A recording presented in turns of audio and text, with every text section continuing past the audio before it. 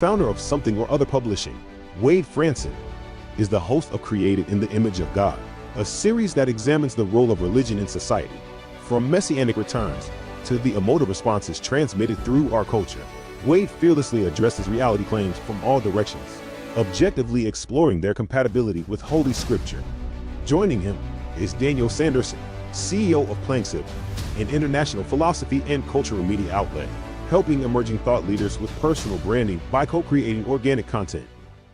Tonight's episode, Cold Hard Facts About Antisemitism, with Aleksandar Veljic. Good evening, everyone, and welcome to Created in the Image of God.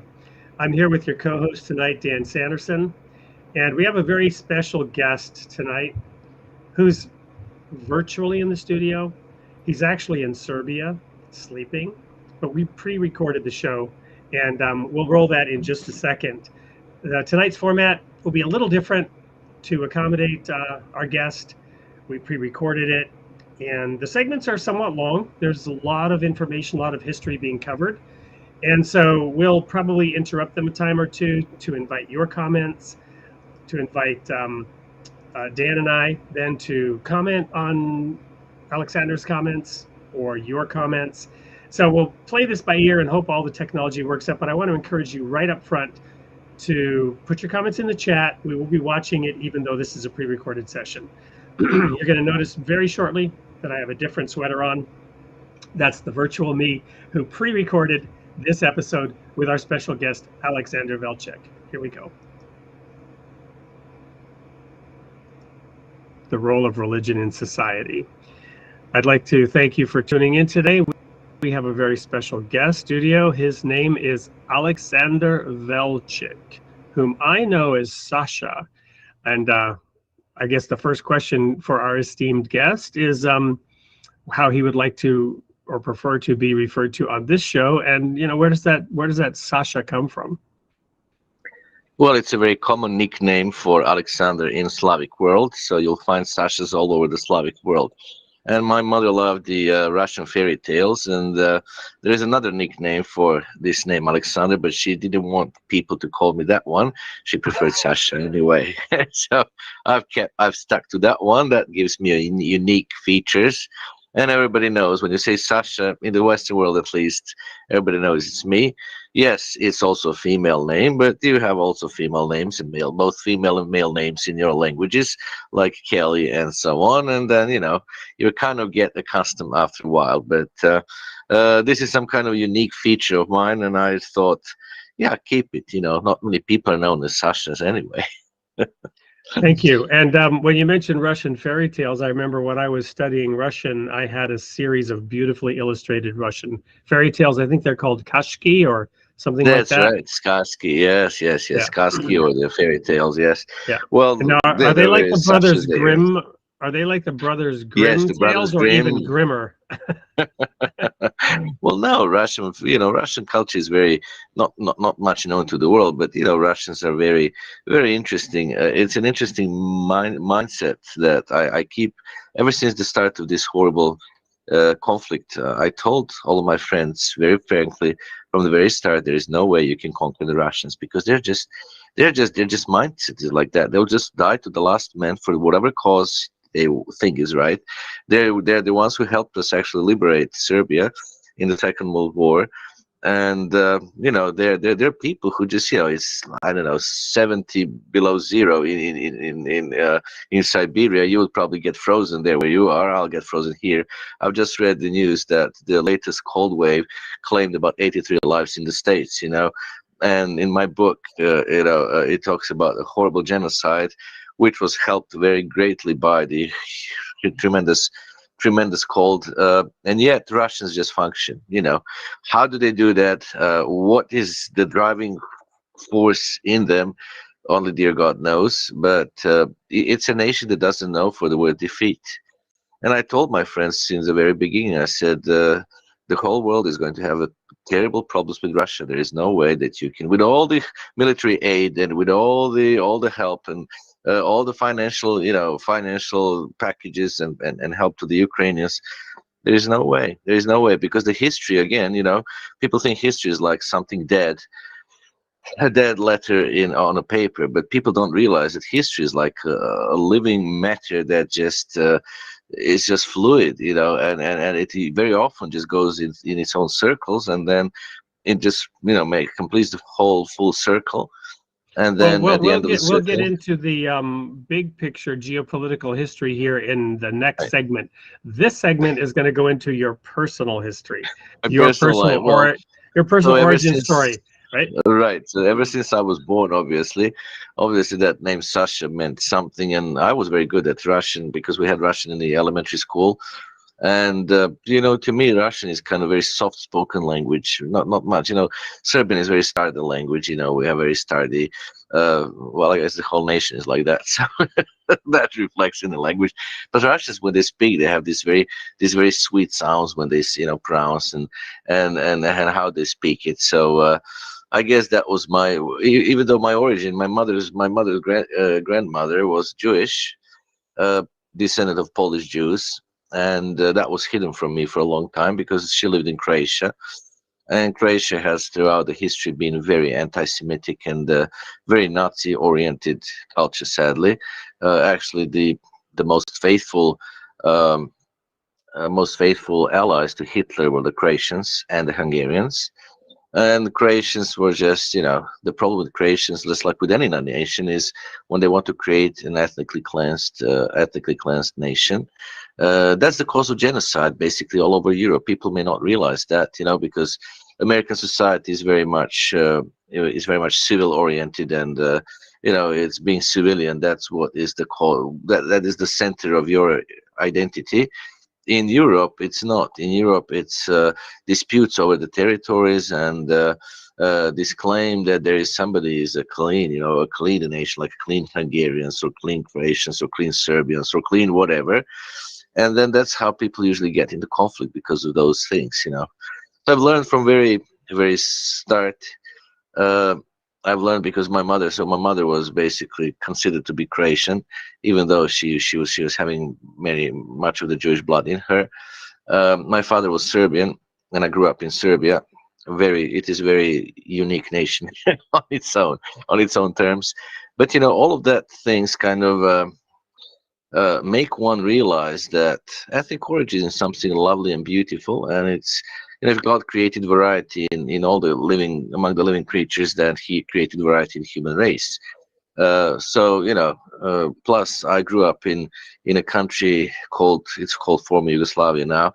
It was very known for being part of non-aligned movement and kind of being a pain in the neck to both the Russians on the east and to the Americans to the west, cooperating with both of them, and yet taking the best from both of those cultures. That was one good feature of former Yugoslavia, which had its as a nation has its own six main nations and several other smaller nationalities. And there is one smaller nationality, Wallachians, for example. My other great grandmother was Wallachian, and I didn't really realize all those things because it was all kind of kept as a secret. But you know, sometimes deep down, when God creates you, He just gives you the traces or the spark of all of those nations, and you find it. You know, sooner or later, you find who you are. Thank you. So I want to dig in a little bit deeper to that. So, and I'm trying to remember my history now, but Tito was over Yugoslavia, and was that while you were a young child still? Was True. it under Yes, I was Tito's born. Yugoslavia that you had your original, Yes, you know, yes, yes. experiences? I was under Tito's Yugoslavia, and under Tito's Yugoslavia, any sort of chauvinism and nationalism was forbidden, which is, you know, nothing was wrong with that. And what was promoted was the equality of all the nations and so on. And that's how, from the very early age, I've been exposed to various South Slavic languages, you know, Slovenian, Macedonian, for example. Montenegro people have a little bit of their, so all those nations have their own dialects. Most of them understand. But was your native tongue then Serbski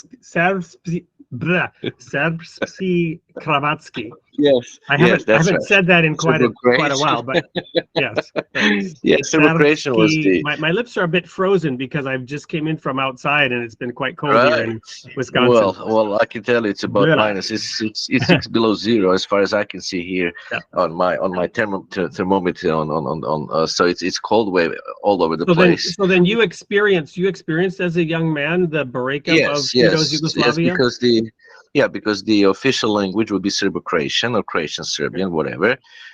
Serbs and Croats basically speak the same language, but it's just two different dialects.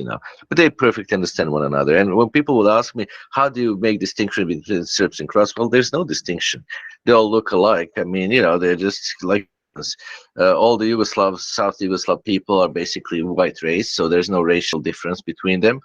And you can just only by the dialect, when they speak a dialect, and when you hear specific words for that dialect, you can say, oh, this person must be Croatian, or that person must be Hungarian. Hungarians have their own mistakes with the making Serbo-Croatian. Ethnic Hungarians who live in Serbia. Macedonians have got their own dialect. Slovenians have got their own dialect. So each part of the Yugoslavia was having their own dialect, but basically people can understand one another. It's not that. The West views, many in the West view Tito as an authoritarian dictator, but actually, in a sense, he was a unifier. He was minimizing ethnic nationalism in favor of building a united Yugoslavia. That's true. Well, you see, as long as he was alive, the whole country thrived. The Yugoslav passport was one of the most precious passports you could have. It was open door for every country. But now Albania, very... for example, was like what, the resistor to this? They wanted to go a different route. Well, Albania was always the world to itself, as you know. And that time when I was little, they had the bunkers. The borderline was just all like a front line. Nevertheless, today I have a Albanian friend because they're very good with making sweets and ice cream. So our ice cream seller here in winter is one friend of mine who is Albanian, speaks perfect Serbian anyway, speaks Albanian also very well, and very, very lovely fellow. He's very popular among many other people here. But when I talk to him, he tells me that nevertheless, in spite of the dictatorship that was in Albania, all the people are very educated. Some people even went to 2 universities, So the point is, not everything under the so-called socialism or communism was bad. There are things that you people in the West could not really understand. If I would tell you that under communism, your kids would have free schooling, free medical care, free holidays on summer and winter, and it will all be paid by the state. So let's say it's winter now, and there is a school vacation, and you just want to go to I don't know what resort in the country. You can just choose it, and you can just make reservation and you go, and the 15 days free. Most of you in the West cannot even fathom that kind of society, but that's the society in which I grew up. And to a certain extent, it did affect me. I remember now my late good friend John Robinson, whom I think you also know him. He said once, "You're a communist," he said. I said, "No." I said, "I'm a Christian." Because some people view Jesus Christ as being the first communist, because that's from the way how he taught, compared to today's ideologies, it would look like. And then in my study, and I'll admit this particular rendition that I'm about to give is a little bit biased, but it's an interesting one nonetheless. The early Christian church in Jerusalem is marked by Paul's, I believe it was Paul, or it might have been Luke in Acts, where it says, they sold, those that had land sold it, and they all pooled it, and they had all things in common. But then a few years later, you read about Paul asking the outlying areas for collections for the poor saints in Jerusalem. That is the argument that, yes, okay, you had these free vacations, but then you also had the bread lines, right? Oh, certainly. So because Tito took in the 60s the credits from the States, and the 60s were like the booming area, the sweet golden 60s. What we most of us from that time, what we remember as being like in the Golden State was the music. Rock music was popular in former Yugoslavia, meaning in Serbia as well, ever since the 60s. The first rock concert was held at the largest stadium of the nation, and it was 1961. And now, of course, to the shock of the older generation, how could the rock music, how could such a decadent music be played?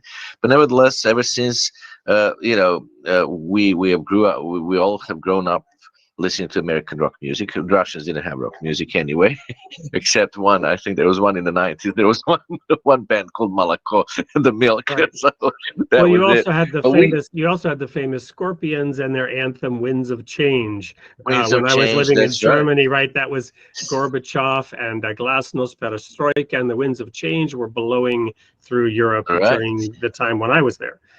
Oh yes, indeed. So we listened to all that music and we grew up with that, So it's not that Serbia was some kind of Eastern Bloc's country with, there were some shameful situations when the Russians would come, for example, perhaps there would be an excursion or something. And it was amazing, we had all the Western things that the Russians could not even dream of, like chewing gums and jeans and stuff. To them it was unimaginable. I remember once I was flying, can't remember where, there was a lady from Budapest. She was Hungarian. She picked up English just on the street, so she could speak English very well. But she told me that, for example, in those during the Cold War era that was between America and Russia, that she went to Belgrade quite often, the capital of Serbia, to buy shoes, because there were no shoes in the market in her place, which is very funny today when you look at Budapest being very internationally acclaimed city, very beautiful city on the Danube River. You can hardly imagine that, because many Serbs today go to Russia. Well, many Serbs actually go to. They would go, for example, at night at this time, and even our fathers would just go to Szeged, the southern city in Hungary, because everything was so cheap, and the food was so terribly cheap. So then, people were just coming back with trunks filled with all the goods from Hungary, for example. So I remember the so-called white cream, very famous white cream. It was like a cream cheese that we just loved, and they're wonderful things that Hungarians make. But again, obviously they were not as rich.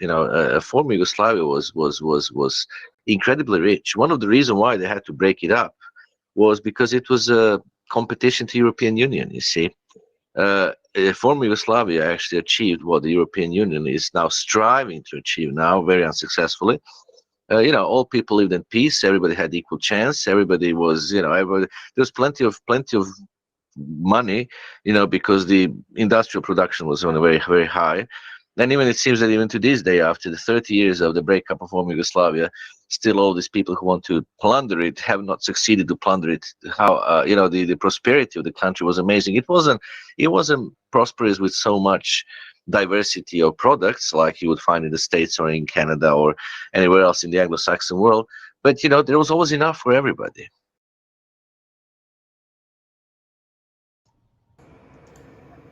So Dan, sorry for not giving you any warning before jumping into this, but I wanted to take a quick break here and highlight something. As you know, and I want to share with the audience, during the time when I lived in Europe, I crossed over Checkpoint Charlie, which was the no-man demilitarized zone between East and West Germany.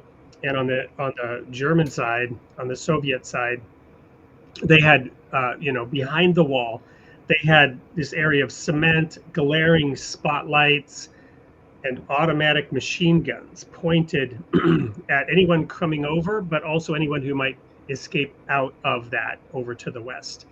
And that experience of going into this parallel universe on the other side of that wall, where information was controlled and a narrative was shared that was very different from any narratives that we had on the freer side of that. Certainly information was controlled. The Russian state newspaper was called Pravda. Many may not know Pravda means truth, right? Truth. And that was a joke because it was, largely propaganda. It was the government line. It was what you were expected to hear. And this was a bizarre experience for anyone from the West. But part of the value of this show tonight, and I want to encourage our audience to think about this, as Sasha is presenting his view from inside a world, even with some degree of nostalgia, right? Looking back at the good old days of his childhood in the Soviet Union, it's very interesting, informative, and educational for us to reflect on this thing called the independent investigation of the truth. I'm right now drafting my second blog for something called the Interfaith Library. I'll publish it there. I'll share it on this show later. We're going to have in an episode or two a guest who hosts that Interfaith Library. But part of what this show tonight wants to do is to help us take a step back, listen to somebody who has in many ways a very different perspective from us, and derive some meaning, some learning, some truth from that. So he was talking about Hungary and coming back loaded with goods from Hungary. The other thing I want to share is that I was in Hungary also during that time, and in my experience in East Germany, within the Soviet Union, Hungary was like the Riviera. It was like the Bahamas. It was where you went on vacation. It was not only a little warmer, but it was a lot freer. The Hungarians were kind of going a middle path. They were early on having experiences with a non-controlled economy, with structured managed capitalism versus the communism. And so, as I mentioned earlier, you had certainly some good things, but then you also had the bread lines, right, where people literally couldn't get enough to eat in the winter in parts of Russia because of the centralized controlled planning, which also led to millions of people starving under communist regime in China because of centrally managed harvests and local functionaries not reporting up the truth because it was not good if you gave negative news up to the top. So I want to just highlight some of those aspects for the audience in this show. Dan, what are your thoughts and comments on these perspectives? I feel like I'm just like in for the ride. I need a little bit more bearing on where we're going to be going with it, to be honest, Wade, honestly.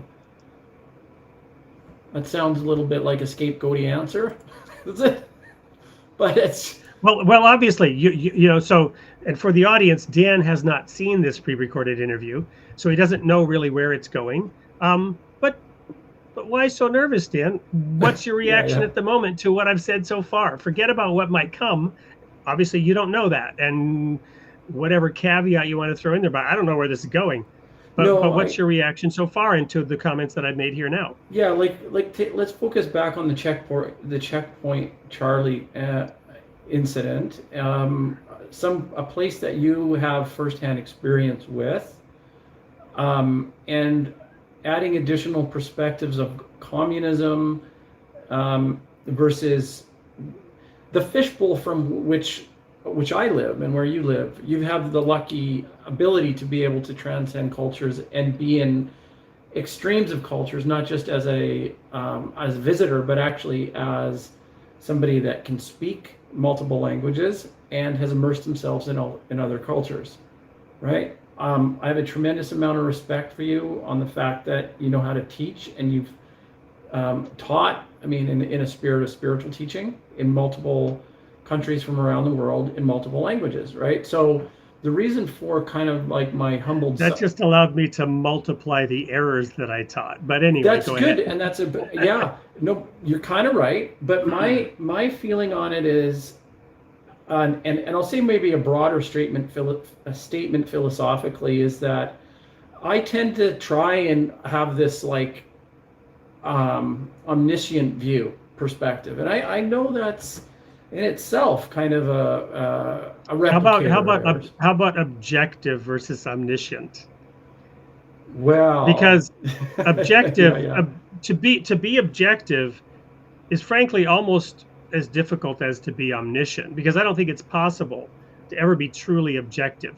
But to say that I'm striving for objectivity is a little bit more humble than saying I'm striving for omniscience. But I'm doing it from a norm that I come from, right? So I find that objectivity is something that is falling into the realm in our language that is more cliche. I'm trying to be objective.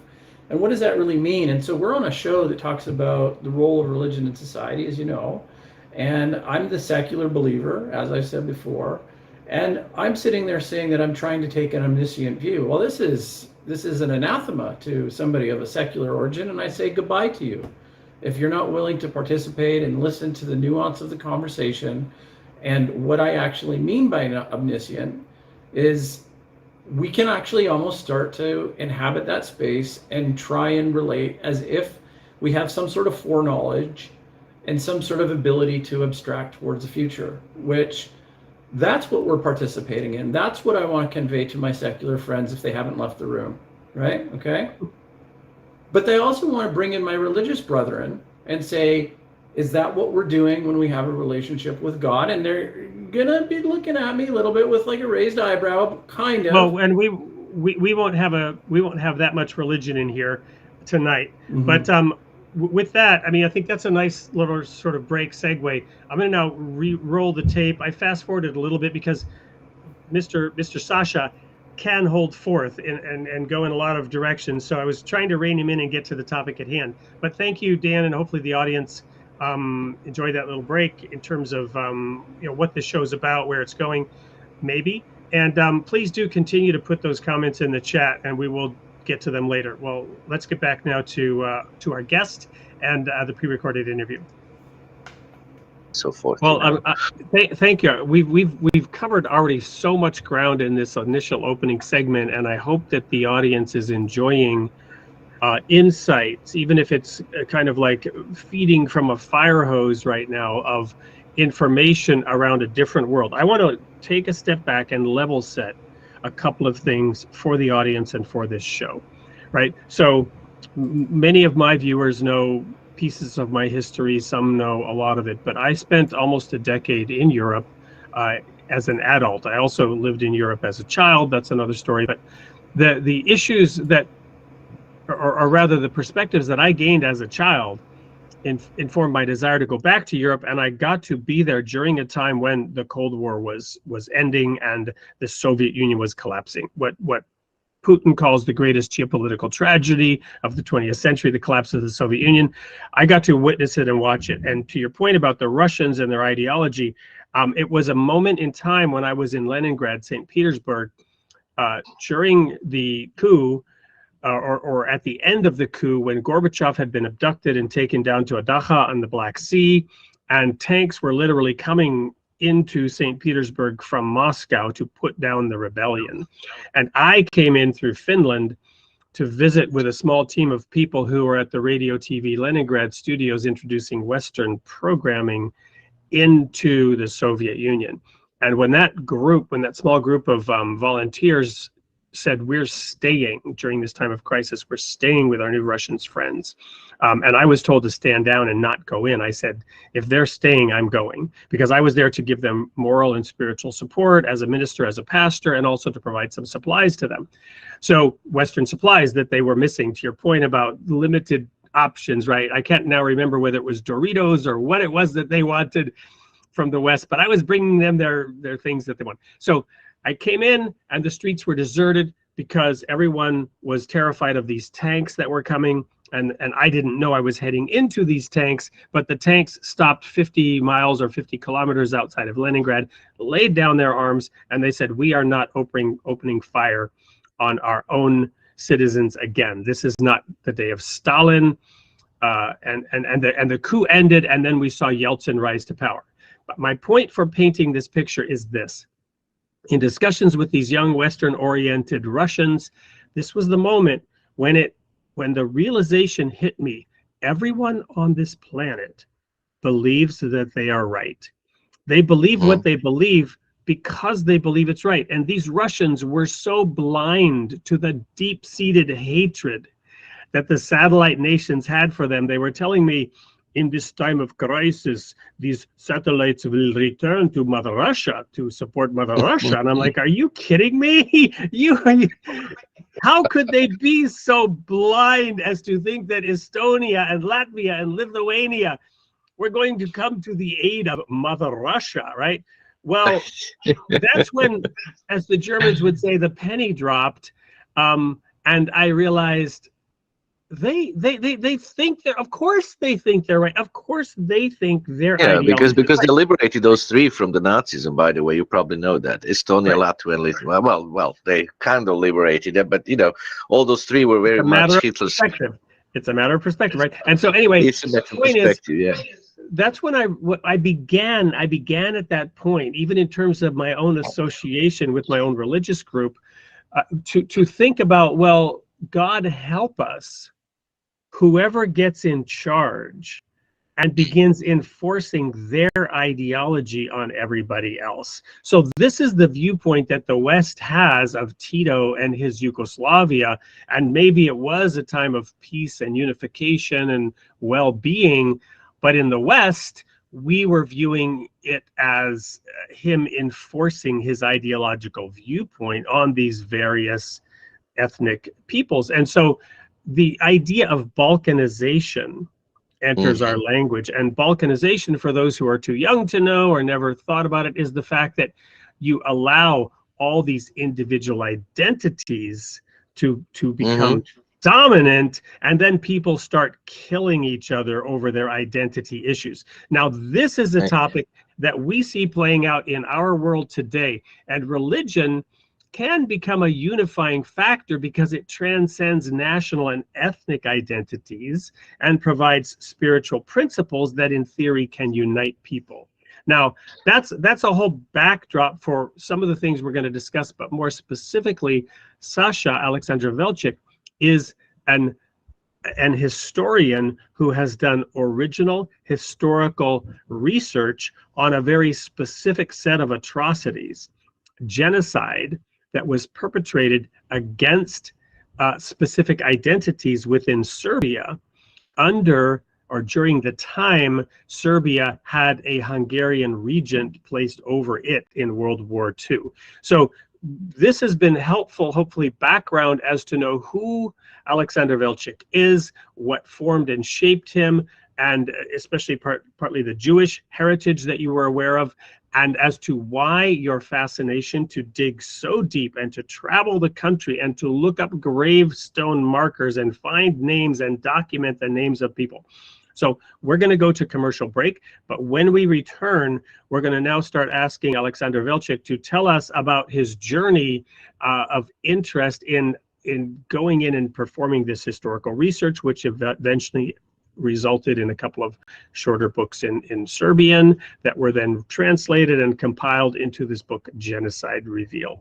So don't go anywhere. Stay right here. When we come back, we're going to look at this work of Sasha Aleksandar Veljic. We'll be right back.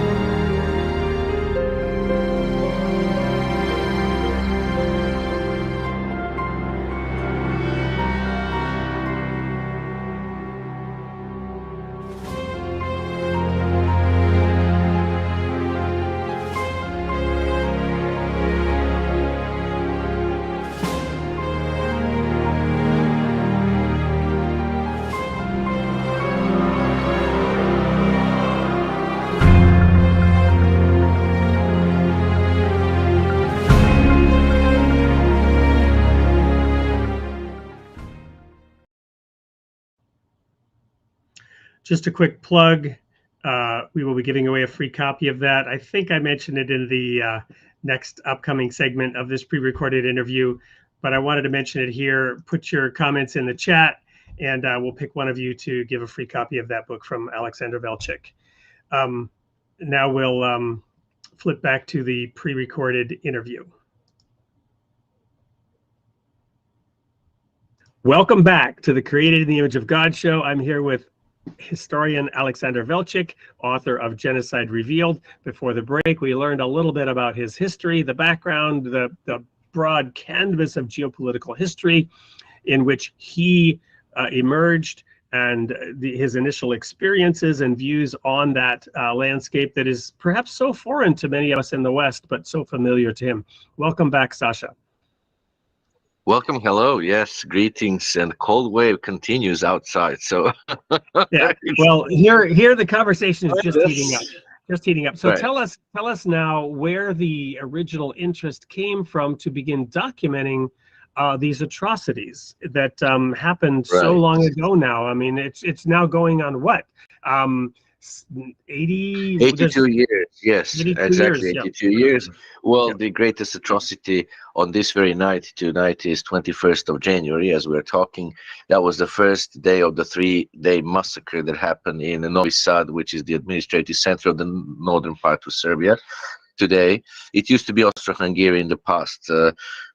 Part of, I guess, my identity is the fact that the Serbian nations are known for destroying 2 world empires. One is the Ottoman Empire and the other one is the Austro-Hungarian Empire, because both empires ruled, over the various parts of Serb-populated lands.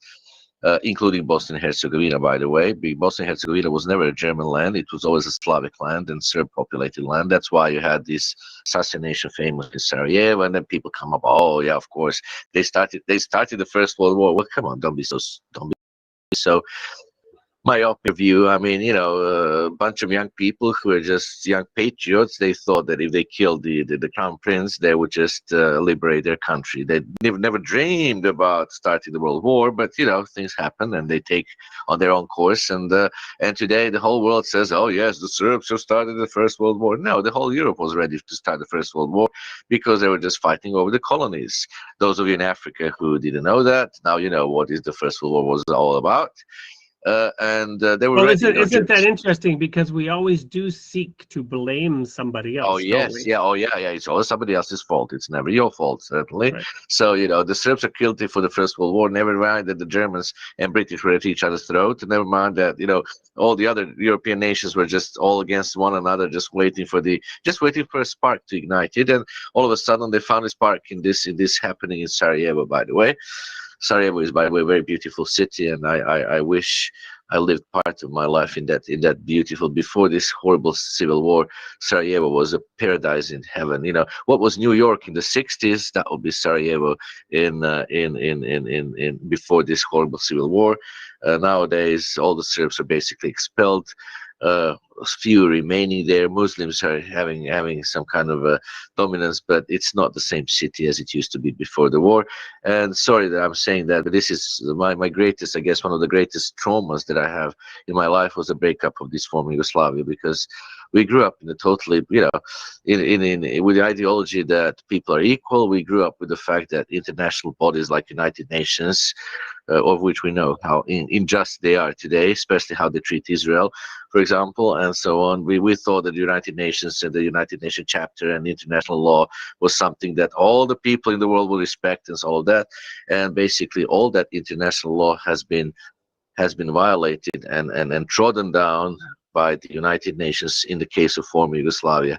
It's one of the greatest. But let me slow you down. And in our little mini pre-interview, I shared with you that I would do this. Right. I would slow you down and make you unpack things a little bit for the benefit of our audience. So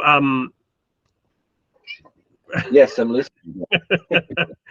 I'm listening. So yes, I was hoping I hadn't offended you so much by slowing you down that you had to. Anyway, but so the view of the breakup of Yugoslavia is in the West, or at least my view of it at the time. And I was very interested in geopolitics at the time, as I mentioned, I was living in Europe around that era, and so the view is that, well, wait a minute, it was not, as you say, others wanting to break up Yugoslavia. It was the ethnic peoples within Yugoslavia that were asserting their own ethnic identity and did not like to be under the thumb of an autocratic ruler. And I suspect there's some truth to both things. What I want to understand from you is your perspective on were the enemies, if you will, or those who had maybe they weren't direct enemies, but they thought there was something to be gained by stoking the divisions of these ethnic identities. And do you see a parallel in the world today? Yes, yes, I see. Stoking the animosities between identities. It scares me to death to have to tell you that, because it's true. Yes, there are people who want to have their own independent national states, like Croatians want to have their. That's okay. But nevertheless, you have to understand, we lived in two Yugoslavias. There was one before, right after the First World War, when we destroyed basically the Ottoman Empire, the Austro-Hungarians, and the second one came after the Second World War. We lived for decades together. We have a common heritage, common origin, whether people like it or not. And still, if people knew that making their own independent little countries would result in this kind of bloodbath, I don't think many people would. You have to realize that people were mixing also in this among the South Slavic people. There's 6 million of us who come as descendants in this whole nation. 6 million. Serbia today has about 6 million people. The 6 million of us come as the result of ethnic mingling between various South Slavic nations. So it's not a small number of people. So if people knew that this would be this bloody and horrible, I don't think people would ever. I was part of the Yugoslav movement of those of us who wanted to preserve that country, because Yugoslavia was very, very amazing country. You would never ever have a country like that anywhere in the face of the earth. That kind of. I can't even picture to you the sense of freedom we had.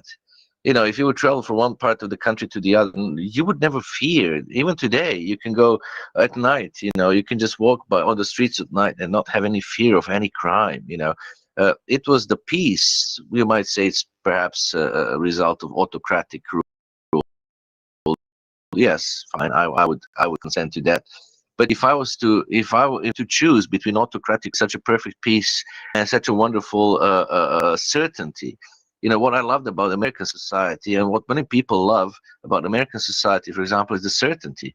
You don't have uncertainty like there would be no your wage, at the end of the week, or there would be no this, that, and the other, or the government will come up with some crazy, stupid idea and deny you whatever, and that is what former Yugoslavia was all about. Yes, I understand it was a communist kind of regime, and it was a communist bubble in a sense. But when you think, when you would choose about this kind of perfect peace and having this kind of division now, and hatred that people have, that the war in Yugoslavia hasn't stopped yet. Because the way how the Serbs and Croats hate one another, you wouldn't believe. I don't know. Let's compare it to Scandinavian nations, because you were in Scandinavia. It would be like if Norwegians and Swedish would hate one another today, to the point that they're willing to kill one another and stuff. You cannot imagine that. And it's true, you couldn't even imagine that in former Yugoslavia. Now, yes, there were people who want to have their own little national states. That's fine. But, they couldn't achieve it on their own. They had to have powerful allies who would just pay them some money and stuff, very similar to what they're doing to Ukraine now, or trying to do to Ukraine, and that's what it was. So like here in the 80s, the German intelligence service was all over the place looking for those traitors who would very willingly be willing to be paid and destroy the former Yugoslavia. So yeah, there were enemies of that, and I'm not saying it was all idealistic. Sometimes, the Serbs being the majority nation, of course, sometimes they would just impose their own will. But the Croats didn't live any worse. If you would ask, average Croats, was it so bad, to live in Yugoslavia? Well, they would just say, yeah, it was politically dominated by the Serbs, but they were just always good wages, and we were not having these domestic criminals. When you listen to Serbs and Croats today, you just listen to different dialects, and all the societal problems are exactly the same. Corrupted government, a terrible private sector, all the things that you have seen probably in Russia. And, they have exactly the same problems. And yet And yet they didn't used to have that problem when they lived together. You see, the South Slavic people came into one nation because they were trying to live freely. They just wanted to have their own free, independent nation, so that they would never again, any of them would just fall under the Ottoman Empire or fall under the Austro-Hungarian Empire. You see, but now today all these nations are lovely nations, have forgotten about it. So now they're just obsessed with this purity of nation. Can you imagine purity of nation? You talk about purity of nation, in a region that was populated originally by the Celts. There are Celts. There are traces of Celts everywhere in former Yugoslavia, all over former Yugoslavia. You have got Celts who obviously lived here before the Slavic elements came, and then they just merged with all those Celts. So, what kind of purity of nation are we talking about? What kind of baloney we're talking about? And plus me being from the ethnically, mixed origin, it was never really an issue of one nation being better than the other. We certainly knew that there are certain things. With Croats today, I'm in touch. I have a very good friend his father is Croatian, his father is Serbian, his mother is Hungarian, but he grew up in Croatia. Can you imagine that? But we understand each other perfectly. We became very good friends, and we know that with the Croats have this sense for level, keeping things kind of to be posh and something like British people, how English with their posh cup of tea and stuff like that. The Serbs on the other hand are kind of more kind of crude people, but they're not evil, all the ethnic you wouldn't believe, you've got about 50, I think, or around 50 ethnic minorities living in Serbia to this day, including Gypsies or Romas, including Wallachians. Well, I mentioned Wallachians, and yeah. So let's use that as a segue to get back then to the stage that predates your book. So we're talking the 1930s, and we're talking about Hungary and Admiral Horthy, Right. who was already then a statesman, right? Yes. And he was in your book. We have a couple of pictures of Hitler and Horthy together, and these are early in Hitler's reign, and he's clearly looking up to Admiral Horthy, perhaps as an example, right? Oh, and yes. we toyed. I recall when this book was being prepared for publication, what should the title be? One idea was Hitler's mentor, right? Which seemed too sensational to bring Hitler into the title, because this isn't a book about Hitler at all. Right. But nonetheless, why was that? What was the stage? What was going on in Hungary at the time of the mid to late 30s? And how did it come to be? How did it come to be that Horthy was a regent over Serbia? Well, you see, what happened was back in those days, the communist movement all over Europe and place was very common, something very common anyway. So what happened was that Hungary at one point had what we know today in history as Paris Commune. Remember how the French used to have Paris Commune? French are very interesting as a nation anyway. They are one time they're Paris Commune, the other time they're monarchy, the third time they're republic, the fourth time there's something in between, the fifth time they'll just kill one another for religious purposes, the sixth time they'll stop and think, wait a second, why are we killing each other? Let's become a Catholic nation and all of that. So you had this kind of what is the English word? Disturbance. No, it's a wrong word. I'm looking for a better word, but I can't remember it right now. So in all of this upheaval, that's the word. Yes, in all this time of upheaval, what happened was that Hungary used to have a Budapest commune. Now, of course, that was horrendous. Of course, the Russians were not far away so the October Revolution happened already. And then you had these winds of change over Europe, in a sense that, commune, the idea of people being equal and, I don't know, sharing equal power in a power and having equality when it comes to living standards and stuff. Of course, that's all. Now today I understand that's all silly, because people cannot be equal. I mean, I can never be equal to you in speaking Swedish language, and you cannot never be equal to me speaking Serbo-Croatian and stuff like that. But in any case, in those noble goals, there was at one point the Budapest Commune, and it just lived for, I can't remember how, but certainly for several months, sometimes in the last century. So Horthy was against it. He was an very rabid anti-communist. So he basically, walked into the Budapest on a white horse. That's why one book in Serbian calls him the Admiral on the White Horse. He walks in the white horse. He starts the terror over the communists and stuff. And that is his background. You see. Then, of course, in the meantime, Hitler started rising to Nazi power in Germany. Probably I don't know if our audience knows, but he didn't rise up all at once. It took several years for him to strengthen his grip on the power. In the meantime, you had another crazy Italian there on the other side. Mussolini, and with all his pompous Italian, presentation. And he stands there on the balcony, and he wants to restore the Roman Empire. That's why he attacked Ethiopia, for example. He wants the Roman Empire, so he's obsessed with the Roman Empire. Of course, Hitler fancies that, so they become good friends. And then here comes Horthy all of a sudden, and you may wonder. Now, of course, many Europeans read straight into what Hitler wants, so they just broke any diplomatic ties with him. But the first man, and this is what our audience should know, I think this is what all the world should know, because this is very important. The first ally to Hitler, the first one who broke any sanctions against Nazi Germany, was Hungary. It was Horthy. Why? Well, because Horthy saw an opportunity to restore the old Hungarian Empire from the Austro-Hungarian Empire, and he just saw the opportunity now with having a stronger ally. You see, it's always the same pattern. You look for stronger ally. Oh yes, I want to be my own independent nation. But hey, what do you hear when you listen to some modern Ukrainian politicians? Oh, all the time, our allies will send us aid. Our allies will do this, that, and the other. Well, no.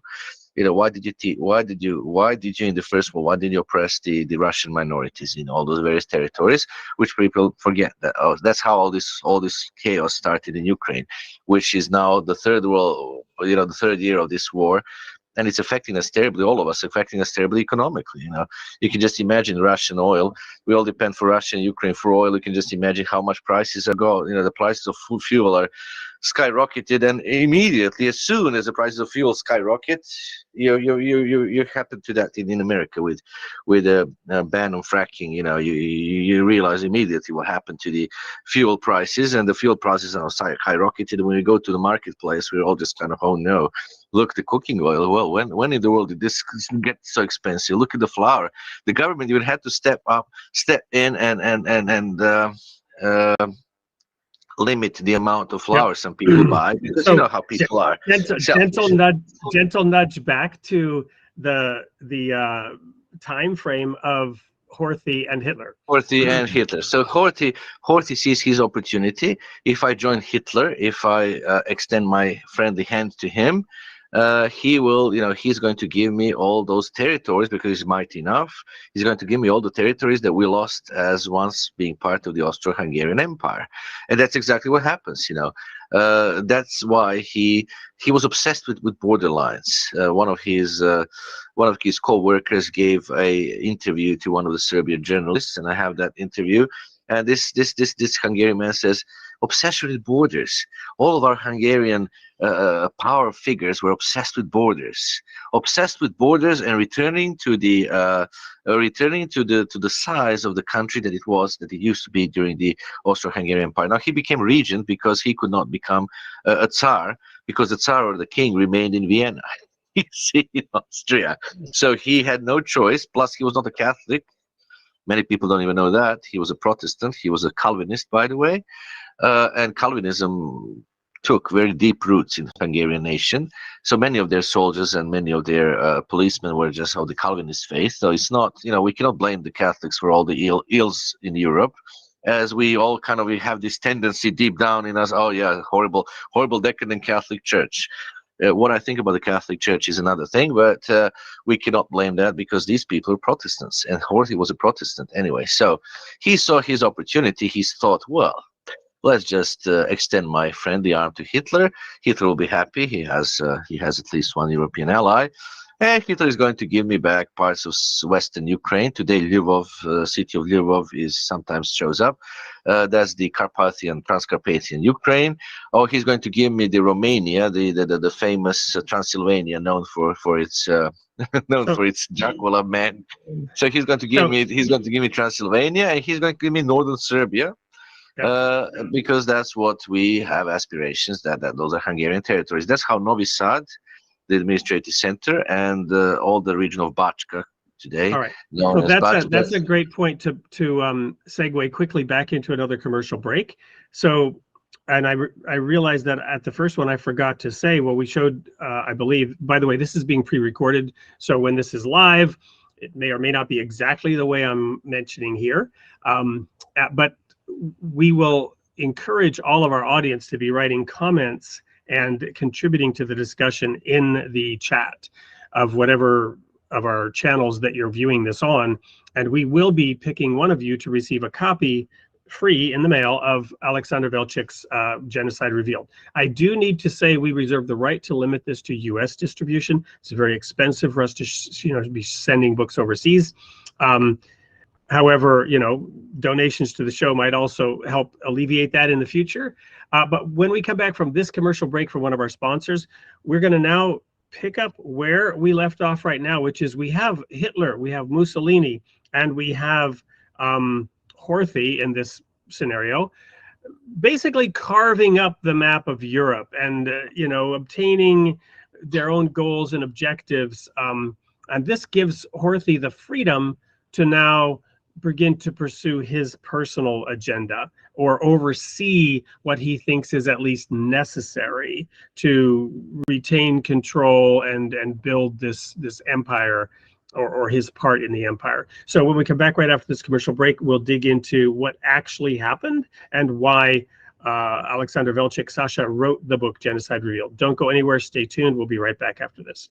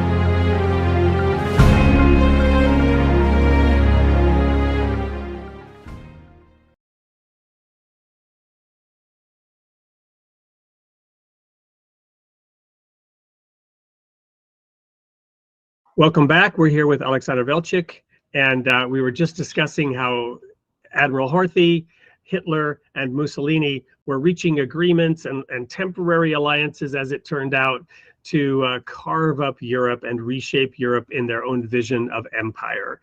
And this was the context in which certain ethnic minorities and identities which were deemed undesirable, not only by Hitler, but also by Horthy,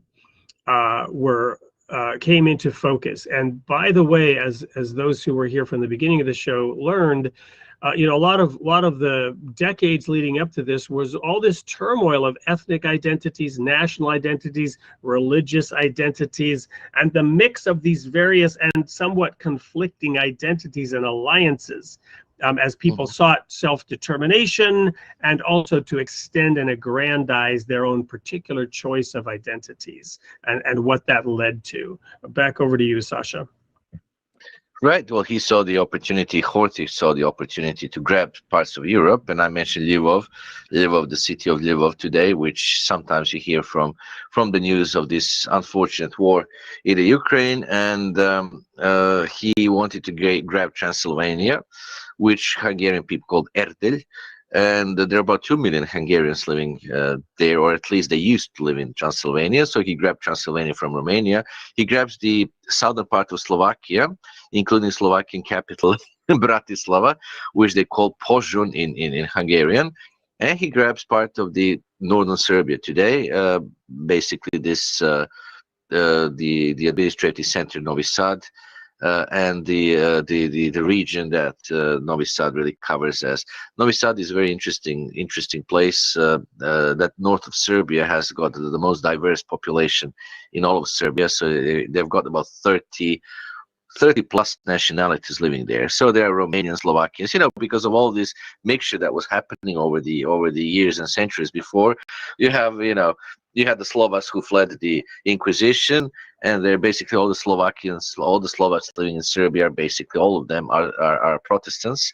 Then you had Hungarians who were populated there by the Maria Theresia, one of the Austro-Hungarian empresses. Then the Germans came there because Germans were also obsessed with Danube. For some reason Danube was their big thing, and so they would just follow the flow of Danube. And of course the Danube flows to Serbia, and the most beautiful banks of Danube are, of course, in Serbia. Yes, sorry for sounding a little bit local patriotic, but it's true. Yesterday I learned, I didn't even know that the widest point of Serbia, the widest point of Danube is right in Serbia. Between I know where the cities are, but I had no idea, because now they're doing some infrastructure anyway. So the government was so happily announcing to us that this is the widest point of Danube and the most beautiful point of Danube. And guess what? It's found in Serbia. Oh boy. Well, anyway, but if you look at the tourist organization of Serbia, they have one presentation. They used to have it on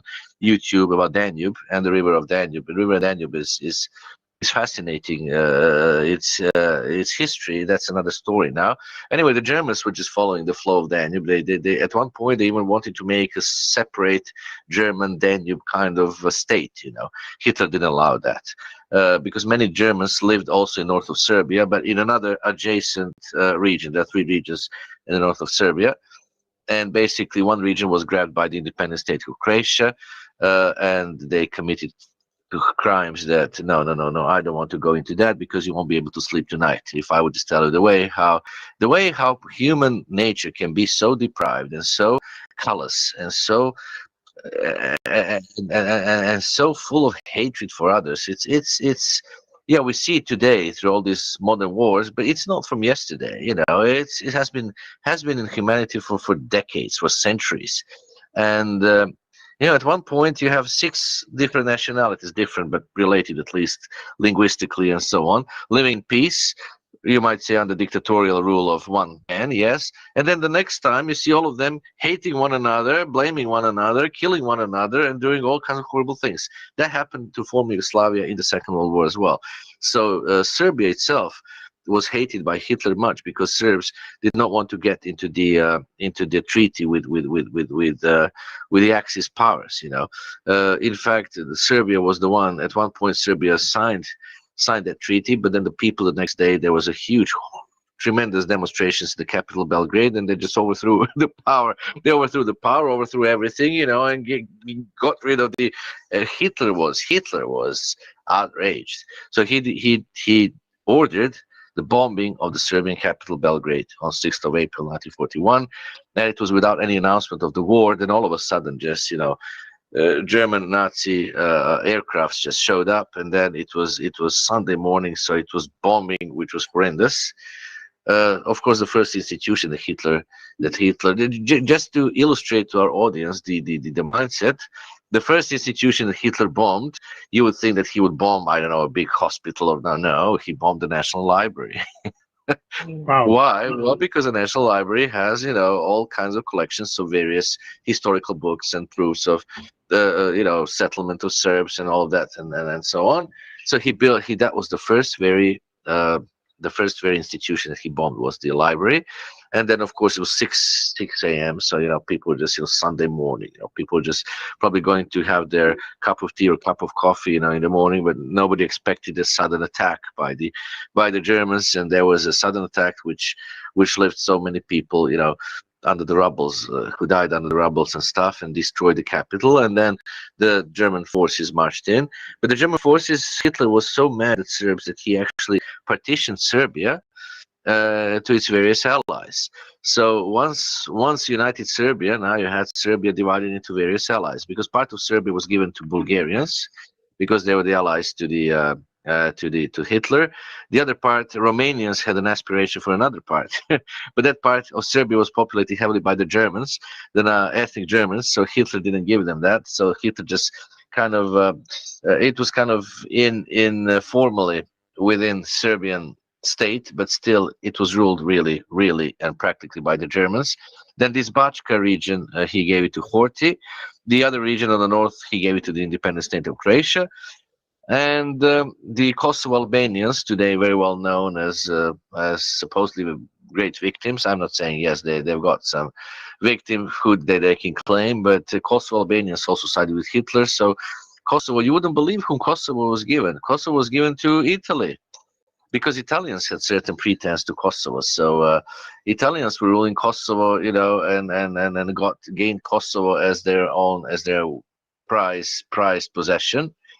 So all of Serbia was totally crucified between all these people. And then sometimes British press, there was one sentence in the British press at that time, and the British press said, "Oh, here are Hungarians and Bulgarians, and they're just competing who is going to be a greater killer of the Serbian people."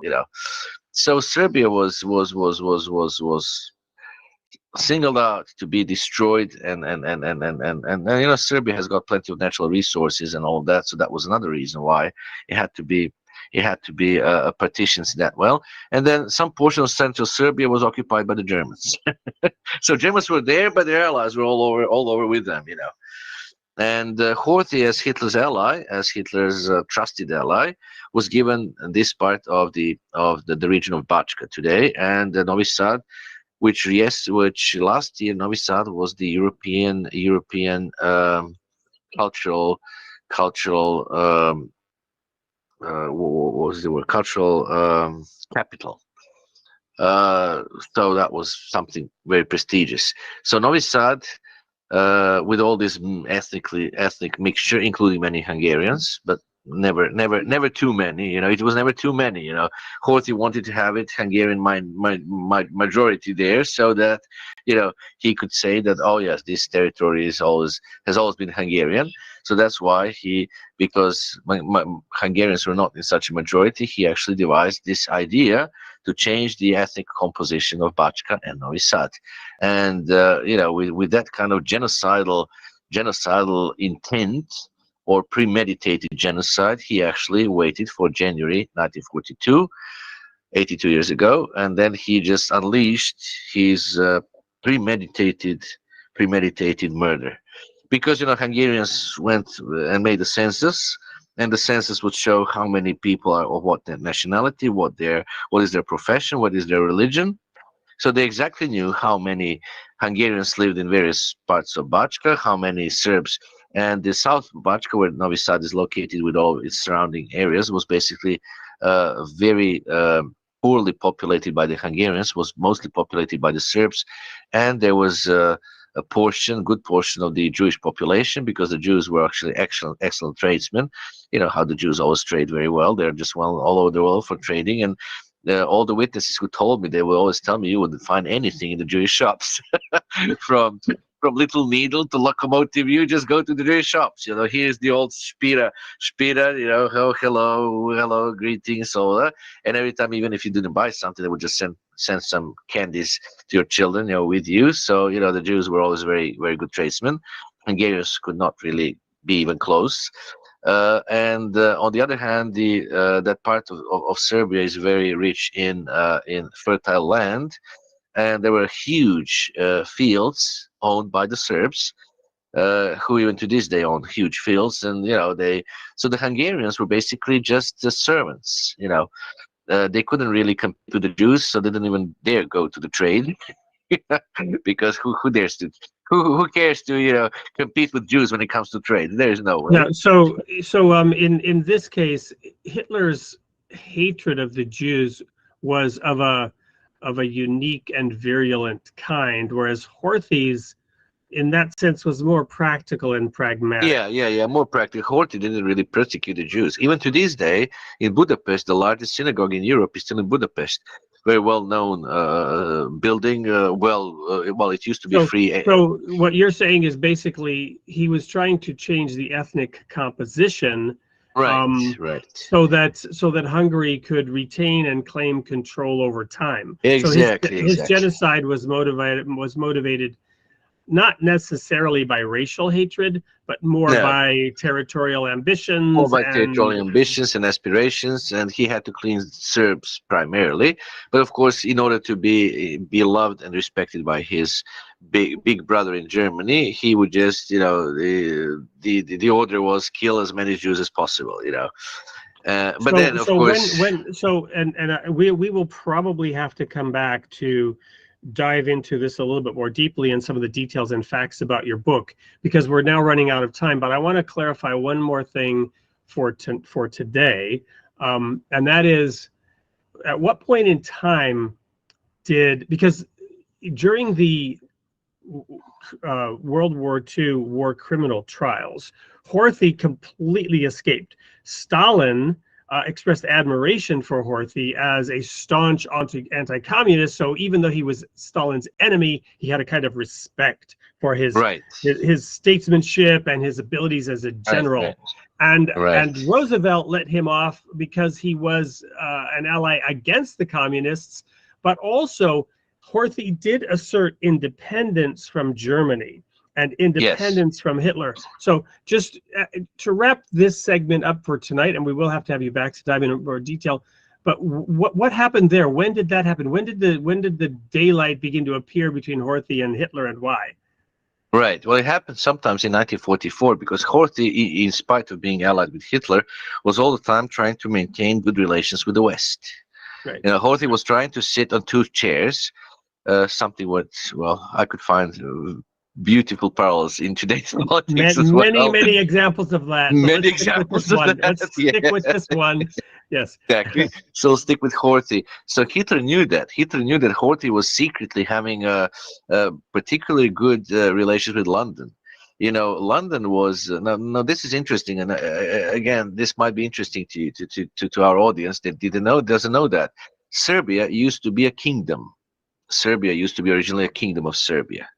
All right, and the royal family of Serbia is related to the British royal family. And even to these days, you've got 3 crown princes of Serbian origin. All them are in line for the British throne, among the first 100, pretenders to the throne.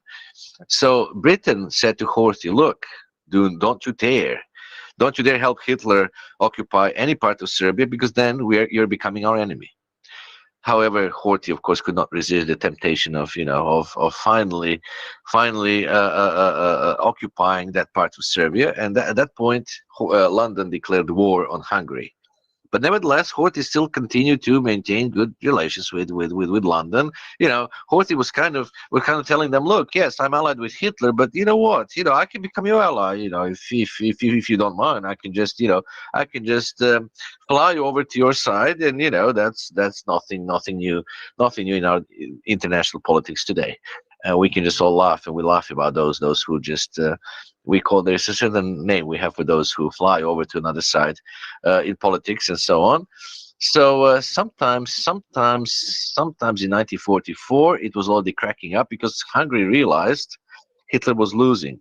Because besides, they speaking of Russians, crazy Russians, of course, they never lose any war because they're as crazy as they can be. It was in the 1943, I think. It was the winter of 1943 in Voronezh. It's one of the Russian cities, and in 1943, the Hungarian army was totally defeated by the Russians, including the Hitler's army anyway. And so the remains of that army, in such a pitiful state, came, withdrawing, came to Hungary, that people thought, oh no, look at what this how come that our army can be defeated like this? And Horthy realized that the war, the winning side was now turning, and that, as we said, the wheel of luck is now turning, to the Allies. So Horthy thought, well, here is an opportune moment to just desert Hitler and fly over to the Allies. Hitler felt it. Hitler knew it was going to happen. So Hitler just first invited him to Austria, and while the Hungarian delegation was in Austria, he did a very quiet occupation of Hungary. It was called Operation Margarita. So in Operation Margarita, he basically occupied Hungary, and came and brought to power the totally pro-Nazi Ferenc Szalasi, man who was a totally pro-Nazi. I mean, I don't know how to compare him to whom, today, but he was a totally pro-Hitler, pro-Nazi anyway. So that government, which came sometimes in October 1944, when Horthy was basically deposed by Hitler, and then Szalasi came, and then came the horrendous massacre of the Jews, and very similar to what happened in January 1942 in Novi Sad. They were just, in Budapest, Jews were hiding in various places. You remember probably Raoul Wallenberg, who was trying to help them escape with all these false passports. There was a lovely movie. I remember him well. He was Swedish. Yes, I remember him well. Yeah. Yes, he was Swedish. He was probably one of the greatest heroes of all the times. The way how he is portrayed in the movie, basically knocking Jews out of the trains to be deported to concentration camps is beautiful. And but nevertheless, this Szalasi regime was just hunting for the Jews, basically for the Jews in Budapest, and taking them to the bank of Danube, and then basically killing them and throwing them into Danube. I don't know, that kind of specialty to kill people and throw them into frozen river. It's sorry, I hope nobody is offended, but it's a Hungarian kind of recipe for exacting murder. Because I've never seen. I've tried, I've searched in history. Has any nation anywhere, has any nation experienced anything like that? No.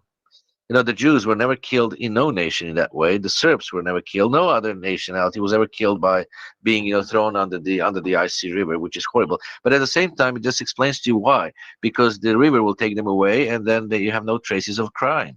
Right. Here you have a perfect crime. And then, you cannot have forensic research because you don't know how many people were killed, really. All the documents are burnt. So that's what it was. So and we're gonna have to end it there due to time. But that is also one of the things you did in your work, is to go and find those names and document those names. Yes. And that's one reason why your book is important. The book was published in 2012, and then the UN archives were unveiled or opened up in 2015, and certain documents became more public, and much of the work in your book was corroborated when those UN archives were opened up in 2015. We are unfortunately out of time. So any brief comment that you would like to make and leave our audience with? And as I mentioned, we will have to bring you back. Right. Well, brief comment. Hey, people, there was a genocide that none of you knew. No, none of you knew who was the first Hitler's ally in Europe. It is Genocide Revealed now. It's revealed. It's bare open to all of your research and your knowledge, and it belongs to all of humanity. And it carries lessons for us today. So do not allow yourself to be in darkness anymore. You have Genocide Revealed. It's revealed, and it's revealed at the right time, I'm afraid. Thank you, Sasha Aleksandar Veljic. We will have you back. We'll go to one more quick commercial break. When we return, I may have Dan Sanderson in the studio at that time. We will quickly pick a comment, deliver a free copy of Aleksandar's book to somebody here in the US, most likely, and we will tell you about next week's show. Don't go anywhere. Stay tuned. And Sasha, thank you very much for being here. We will have you back.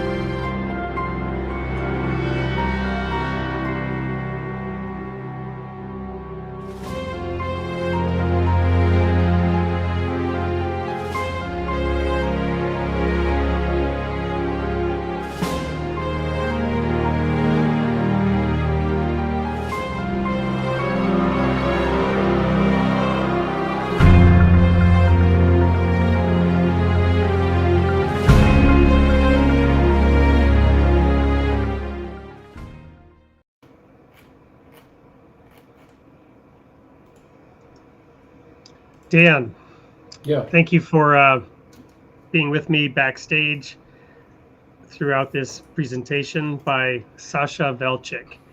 We did not get into the topic of how the anti-Semitism that has been present for thousands of years is resurfacing, has metastasized.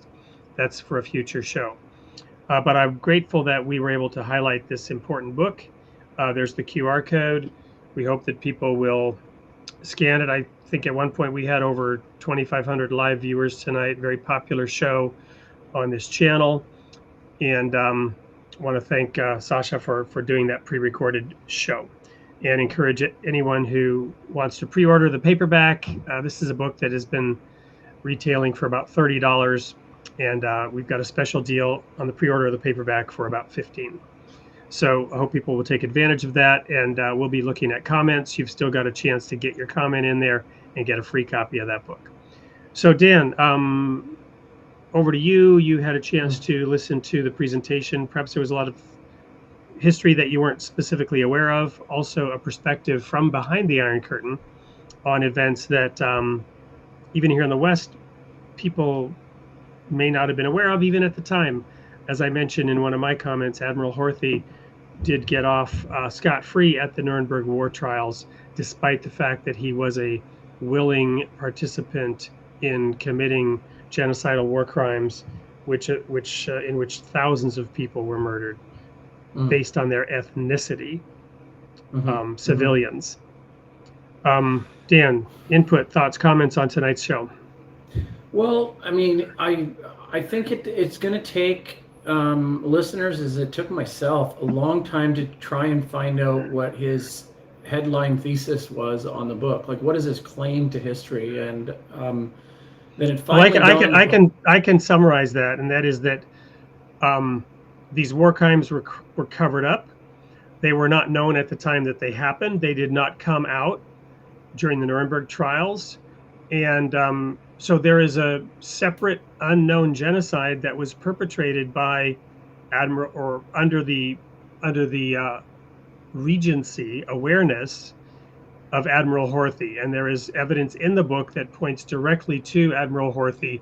And as Sasha pointed out, his thesis is that this was due to territorial ambitions, restoring the Austro-Hungarian Empire, and creating a portion of land that was ethnically Hungarian versus the diverse ethnic makeup of that land prior to his regency. Yeah, all under the shadow of Hitler, behind the front lines, in the background, unbeknownst to the world. And that Sasha's painstaking original research, literally going around to graveyards of where some of the markers were put up for these people, and talking to the survivors, putting together the list of names and the photographs and the documentation that's featured in the book. I also contributed a translation of an obscure Swedish article that was located about these events. Wow. That was located in an archival copy of this Swedish national newspaper at the time. Yeah, I mean, I think when someone goes to such great lengths to pursue the independent investigation of truth as he has, I don't know, is it just, do we relegate to the fact that that's up to history to decide? I mean, I guess it's like shows like this that give it the airtime. Ultimately, listeners like we have. Tonight's show is to encourage people to get the book that has the documentation and the facts. We're not trying to present the documentation and the facts on this show. Yeah, well, I'd agree with that. I haven't read the book yet. But I mean, I'm speaking in more general terms, that if his claims are true, and it is genocide revealed, and if it is something that the Nuremberg trials overlooked and was covered up, that's a serious claim on humanity there. Well, the part about the Nuremberg trials, you can Google it. And again, yeah. When this book was published in 2012, there were certain archives from shared. I don't know why. Maybe it was probably a 50-year anniversary. So in 2015, or excuse me, in 2015. What would that have been? 60 years after the war, 70 years after, whatever it was. Mm-hmm. They were unveiled for whatever reason. Mm-hmm. That was the date, and we were very gratified that there was documentation in that. But that was now 8 years ago, so more information is available about Horthy's culpability and how he escaped the Nuremberg war trials. The specific information in Sasha's book was not unveiled by the UN archives. The damning evidence against Admiral Horthy, personally, specifically, and his role at a high level, is what was clear from some of the documents that were shared when the UN shared its archives. Wow, yeah, really interesting. Really interesting. Well, towards the last sentence of the show, as I was continually trying to vet it against the cold hard facts of anti-Semitism. No, that was an aspirational title before the interview. Yeah, but something dawned on me was that if you can equivocate Nazi Germany with anti-Semitism, which is not too far of a stretch, right? I mean, the entire idea of that. To put it mildly. Well, exactly, but it's like if you could say the cold hard facts about Nazi Germany with, well, that's not. It was the larger project of Nazi Germany was anti-Semitism, and it was very much a. Would we say it's a Serbian influence, or it was a? No. So let me explain the reason for the title, which again was created before the interview. The reason for the title was not that we spent the hour of the show illustrating it, but the intent of the title was anti-Semitism is nothing new. It has been going on for thousands of years, and it has taken on many different forms over those 1,000 years. And this was another instance of an unknown attack in which Jews were implicated. And again, Hitler's anti-Semitism, Nazi Germany's anti-Semitism provided cover for territorial ambitions, which also ended up impacting Jews in that region. And of course, it is also, this was not the intent, but there is anti-Semitism raging around the world today in a completely different context. Well, I remember hearing something from a reporter from the Free Press, Barry Weiss. She started it, right? And she said that the anti-Semitism, or the increase in anti-Semitism, and the escalation and severity in societies with anti-Semitism are really this a litmus in history for how healthy the society is. And if we see uprisings in America or Canada or anywhere else around the world, then this is a warning sign. This is a real sit up and pay attention moment. Well, and as you know, on this show, I've drawn the correlation between the establishment of the Nation of Israel in 1948 and the establishment of the Universal Declaration of Human Rights. So,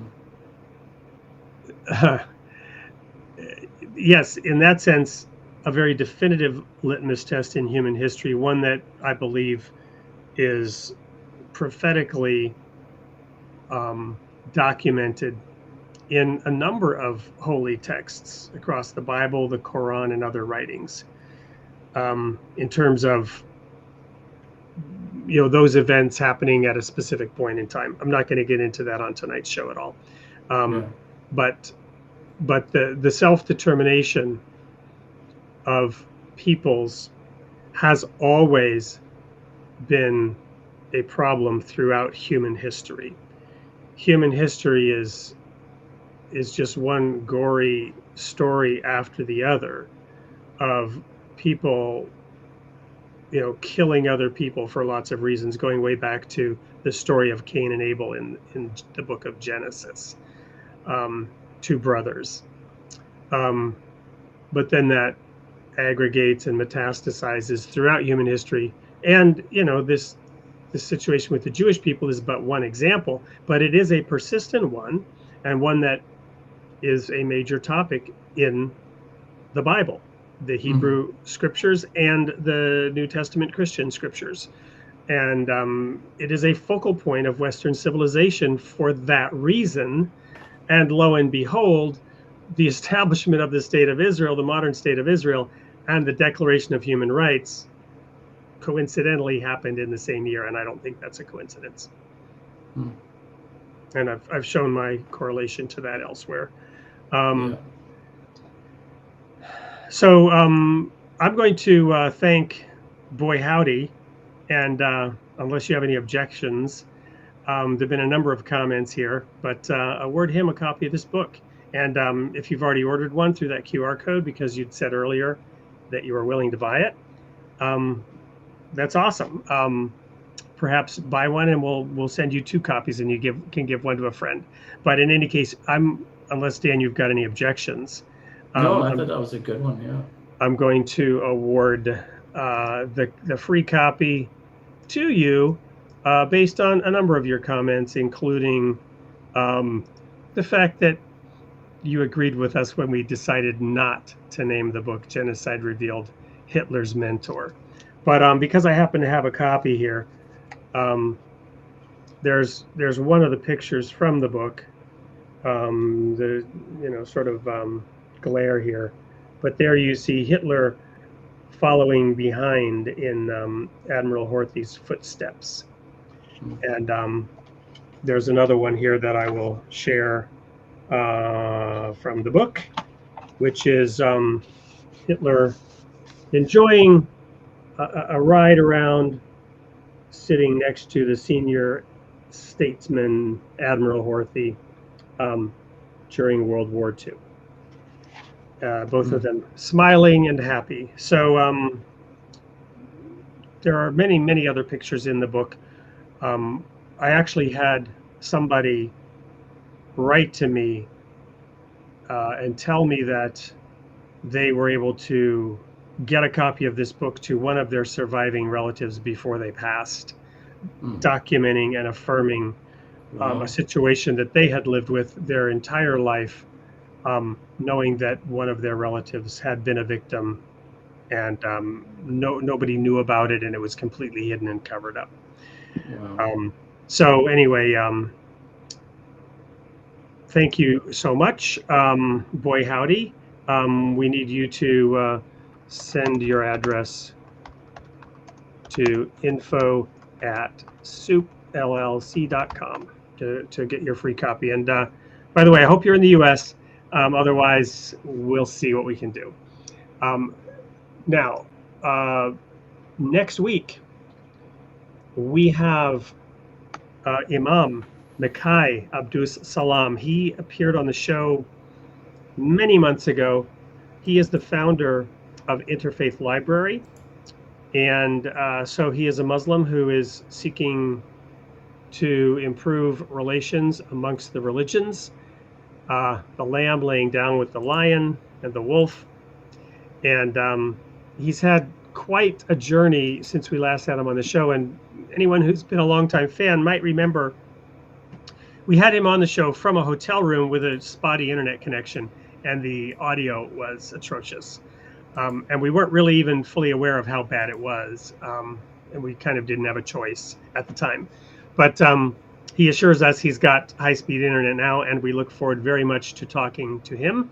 He will be covering the topic of the Quran for beginners. There are many ideas and thoughts about who Muhammad was and what the Quran is.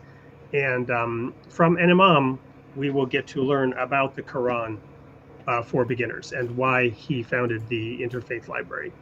So looking forward to that. This same time, same place, 8 o'clock Central, right here on this channel next week. Makai Abdus Salam.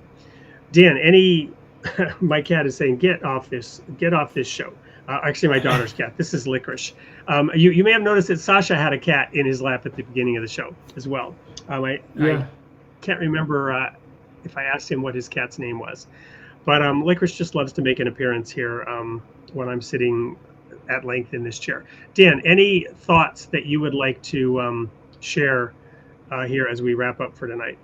I have one question that you may or may not know the answer to. Right in the beginning of the interview, Sasha explained that his name is Alexander as well. Alexandra.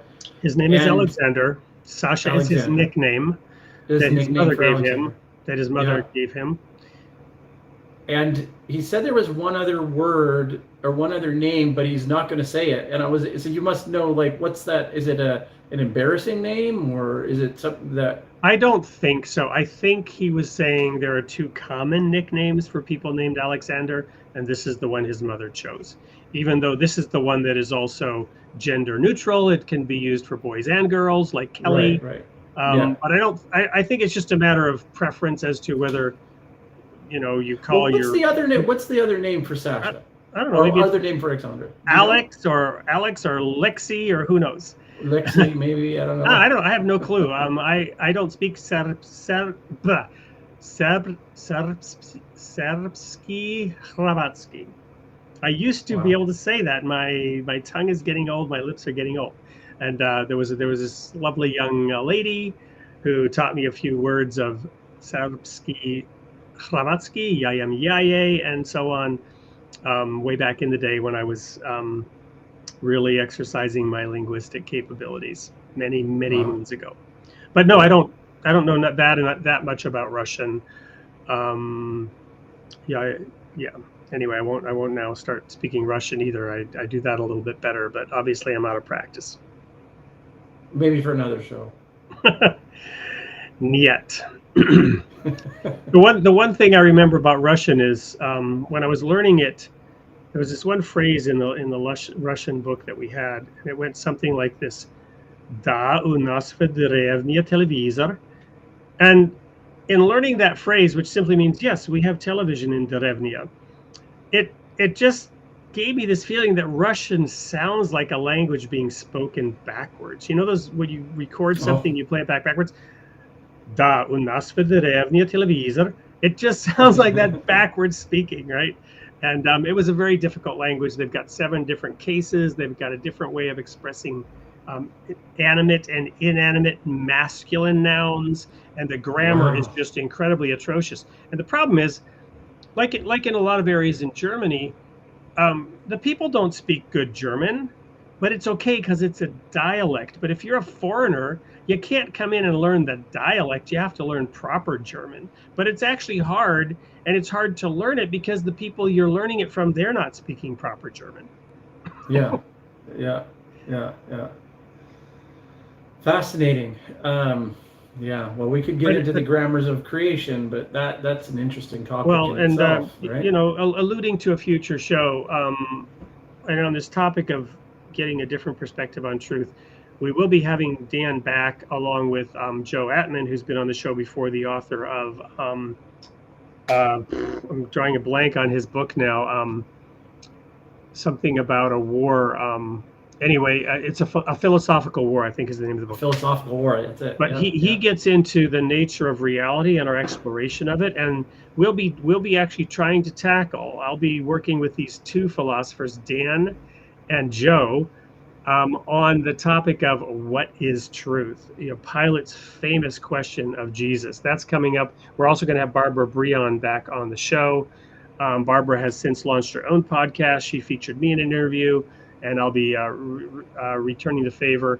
And she'll be talking about some of the programs that we're doing together to help young people through experiential leadership. So I want to thank everyone that was tuning in tonight. We did at one time have over 2,000 viewers live in the studio.